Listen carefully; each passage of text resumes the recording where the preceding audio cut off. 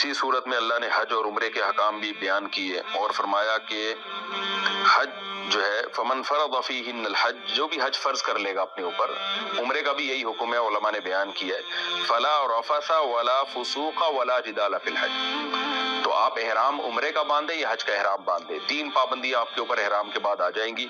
کوئی بیہودہ بات زبان سے نہیں کرنی آپ نے، نہ کوئی عمل کرنا ہے، ولا فسوق، اور کوئی فسق و فجور کی بات، اور ولا جدالا، اور کوئی جھگڑا۔ احرام کی حالت میں جھگڑا کرنا، چیخ و پکار کرنا، یا کوئی بیہودہ بات کرنا، یا کوئی گناہ کرنا، یہ عام گناہ کی طرح نہیں ہے، اس کا گناہ کئی گنا زیادہ بڑھ جاتا ہے۔ تو اس لیے جب بھی آپ حج کے لیے یا عمرے کے لیے جائیں تو احرام میں بہت زیادہ انسان کو احتیاط کرنے کی ضرورت ہے۔ اور آگے اللہ نے یہ بھی فرمایا ہوا تھا زودوا فإن خیر الزاد التقوی، کہ جب حج یا عمرے کے سفر پہ جایا کرو نا تو زاد راہ لے کے جایا کرو۔ یہ اللہ ہمیں بتا رہے ہیں کہ توکل کا غلط مفہوم جو ہے نا اس پہ رد کر رہے ہیں۔ آج بہت سے لوگوں کا اس کے ذہن میں توکل یہ ہے کہ ہم مصیبت سے بچنے کے لیے اسباب اختیار نہیں کریں گے، نہ وہ کمانے کی فکر کرتے ہیں، نہ اسباب اختیار کرتے ہیں۔ مشرکین مکہ جب حج کرنے جایا کرتے تھے تو وہ کہتے تھے بھائی ہم تو اللہ کے گھر جا رہے ہیں تو اللہ کھلائے گا، اللہ پلائے گا ہمیں، تو کچھ بھی نہیں لے کے جاتے تھے۔ پھر وہاں جا کے جب بھوک سے برا حال ہوتا تو ادھر ادھر لوگوں سے بھیک مانگ رہے ہوتے تھے جا کے۔ تو کانسیپٹ ہی غلط تھا نا، اللہ تو کھلائے گا لیکن اللہ پہلے جو آپ کا کام ہے وہ تو کرو آپ۔ تو کہتے ہیں ہم اللہ کے گھر جا رہے ہیں نا، یہ انہوں نے اس پر قیاس کیا کہ جیسے ہم کسی سیٹھ کے گھر جا رہے ہوں دعوت پہ تو سیٹھ کھلائے گا نا وہاں بٹھا کے ہمیں، تو ہم بھی اللہ کے گھر جا رہے ہیں مہمان بن کے تو اللہ ہی کھلائے گا۔ تو اللہ نے کب کہا کہ میں تمہیں اس طرح سے کھلاؤں گا کہ آسمان سے من و سلوہ اتاروں گا؟ اگر تم اپنے ساتھ کھانا لے کے جاتے ہو تو وہ بھی تو اللہ ہی کھلا رہا ہے نا، اللہ نے انتظام کیا۔ تو اس لیے اللہ نے فرمایا کہ اپنے ساتھ راشن دال پانی لے کے جایا کرو حج کے سفر پہ تاکہ بھیک نہ مانگنا پڑے۔ کیوں؟ فإن خیر الزاد التقوی، سب سے بہتر زاد راہ وہ تقوی ہے۔ تو اگر تم خالی ہاتھ گئے اور وہاں لوگوں سے بھیک مانگ کے تقوی ہی ختم کر دیا تم نے، کیونکہ بھکاری اللہ کو پسند نہیں ہے، تو تقوی ہی پہ سودے بازی کر لی تو جو چیز سیکھنے جا رہے ہو وہی وہاں چھوڑ کے آ جاؤ گے تم۔ تو اس لیے یہ بہت بری حرکت ہے۔ تو دیکھیں اللہ تعالیٰ کو نا کسی شخص کا بھیک مانگنا پسند نہیں ہے، حج کے سفر میں بھی۔ تو آپ سوچئے کسی کنٹری کا بھکاری ہونا اللہ کو کہاں سے پسند ہوگا۔ تو اس لیے اپنے ملک کو بھی ہمیں ترقی دینے کی کوشش کرنی چاہیے، اکنامیکلی اس کو مضبوط بنانے کی کوشش کرنی چاہیے۔ اور آج دنیا میں جو اکنامیکلی کمزور ہے نا وہ بڑی طاقتوں کا غلام بن جاتا ہے، اس پر پھر بڑی طاقتوں کی پالیسیاں چلتی ہیں، پھر وہ تقوی ختم۔ ہمارے ملک میں جو کو ایجوکیشن سسٹم ہے پاکستان میں، ہم جب بھی بات کرتے ہیں ہم بڑے طبقے سے تو وہ کہتے ہیں بھائی اوپر کا دباؤ ہے، اور پھر وہ ہمارے حکمران جواب ہی دیتے ہیں بھائی جن کا کھاتے ہیں ہم تو ہمیں پالیسیاں بھی انہی کی چلانی پڑیں گی، قرضے لیتے ہیں ہم ان سے تو پھر پالیسیاں بھی انہی کی۔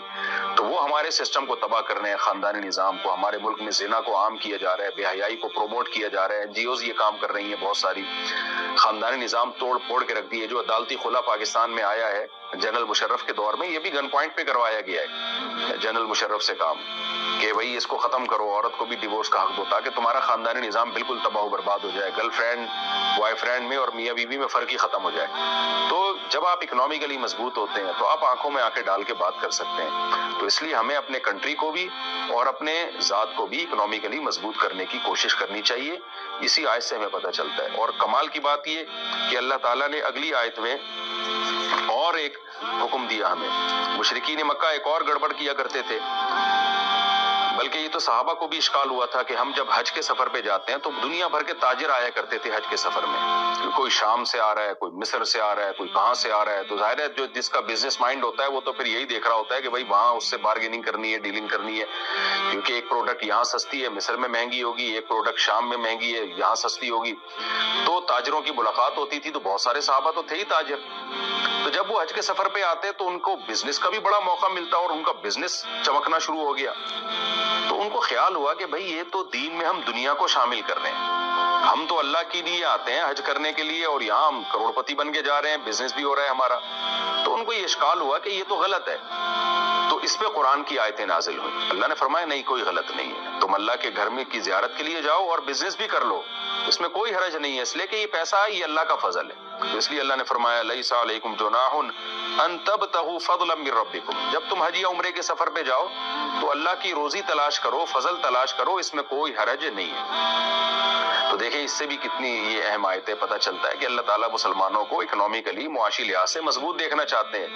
اور یہ حج تو یعنی اب ہمیں پتہ چلتا ہے، اب آپ یہاں جب آتے ہیں حرمین میں تو افسوس ہے کہ یہاں بھی ساری پروڈکٹ یہودیوں کی فروخت ہو رہی ہے، کیونکہ مسلمانوں نے کوئی اس پہ اتنی محنت ہی نہیں کی ہے.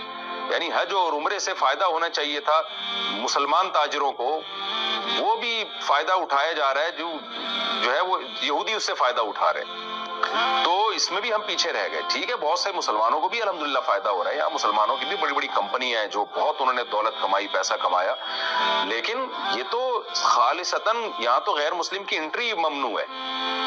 تو کچھ ہمارے اندر کچھ ایسی کمی ہے جو ہم تجارت میں آگے نہیں بڑھ سکے. اور اللہ نے 1400 سال پہلے یہ حج میں تجارت کا تذکرہ کر دیا. اللہ کو معلوم تھا کہ حج جو ہے مسلمانوں کو اکنامیکلی مضبوط کرنے کا ذریعہ بھی بن سکتا ہے. تو اس سے بھی پتہ چلتا ہے کہ اللہ کی نظر میں تجارت کی اور اکنامیکلی اپنے آپ کو مضبوط کرنے کی کتنی حیثیت ہے.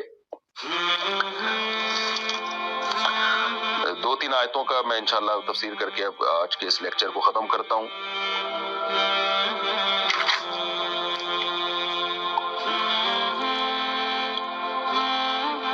زُيِّنَ لِلَّذِينَ كَفَرُوا الْحَيَاةُ الدُّنْيَا وَيَسْخَرُونَ مِنَ الَّذِينَ آمَنُوا. اللہ نے ہمیں اکنامیکلی مضبوط ہونے کا تو حکم دیا، لیکن غریب کا مذاق اڑانے کی اجازت نہیں اور غریب کو ناکام سمجھنے کی اجازت نہیں دی، کیونکہ اکثر دولت عموماً غیر مسلموں کے پاس ہوتی ہے، اور مسلمان خاص طور پر جب قرآن نازل ہو رہا تھا تو مسلمانوں کی اکثریت غریب تھی.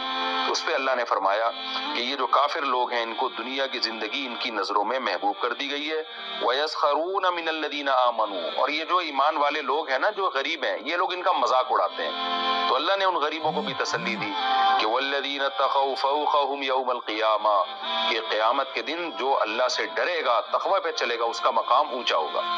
تو دولت کے بعد اگر آپ اترانا شروع کر رہے ہیں تو یہ بھی غلط ہے، اس لیے کہ آخرت میں کامیابی کا مدار دولت پر نہیں ہے، آخرت میں کامیابی کا مدار تقوی پر ہے. اگر کوئی شخص جس کے پاس کھانے کو روٹی نہیں ہے، غریب ہے، پاؤں میں پہننے کی چپل نہیں ہے، لیکن وہ اللہ اس کے رسول کی اطاعت کر رہا ہے، وہ قیامت کے دن کامیاب ہوگا. اور اگر آپ کے پاس دولت ہے مگر آپ اللہ اس کے رسول کے نافرمان ہیں تو آپ قیامت کے دن ناکام ہوں گے. واللہ یرزق من یشاء بغیر حساب. اور اگر کوئی امیر آدمی اپنی دولت پہ اتراتا ہے، غریبوں کا مذاق اڑاتا ہے، اس کو اللہ نے بتایا کہ واللہ یرزق من یشاء بغیر حساب. دولت کی تقسیم اللہ کے ہاتھ میں، تمہارے ہاتھ میں نہیں. یہ جو اللہ نے تمہیں حج میں تجارت کی اجازت دی، تو اس کا یہ مطلب نہیں ہے کہ جو بھی تجارت کرے گا تو کروڑ پتی بن جائے گا. تم محنت کرو، بنے گا وہی جس کو اللہ چاہے گا. تو جو چیز اللہ کے ہاتھ میں ہے اس پہ نہ اترانا بنتا ہے اور نہ مذاق اڑانا بنتا ہے. تو یہ تو اللہ جس کو چاہتا ہے روزی دے دیتا ہے، تو کافروں کو بھی دے دیتا ہے. بڑے بڑے نافرمان دنیا میں آئے، بہت دولت کمائی ہے انہوں نے، تو اس پہ اترانا نہیں ہے. تو یہ ہے وہ بیلنس حکم اسلام کا جو اللہ تعالیٰ نے ہمیں قرآن مجید میں جس کا ہمیں حکم دیا ہے.